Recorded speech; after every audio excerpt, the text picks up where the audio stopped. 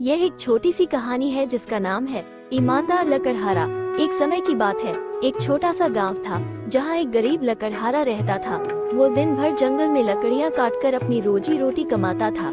एक दिन जब वो लकड़हारा नदी के किनारे एक पेड़ काट रहा था, तभी उसकी कुल्हाड़ी उसके हाथ से छूटकर नदी में गिर गई।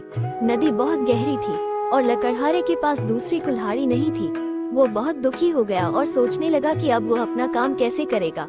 उसी समय अचानक नदी में से एक जलपरी प्रकट हुई। जलपरी ने लकड़हारे से पूछा, तुम क्यों रो रहे हो?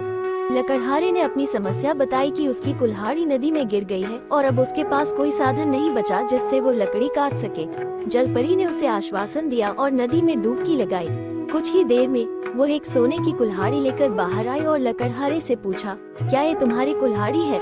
लकड़हारे ने ईमानदारी से कहा, नहीं, यह मेरी कुल्हाड़ी नहीं है। जलपरी ने फिर से नदी में डुबकी लगाई और इस बार एक चांदी की कुल्हाड़ी लेकर बाहर आई।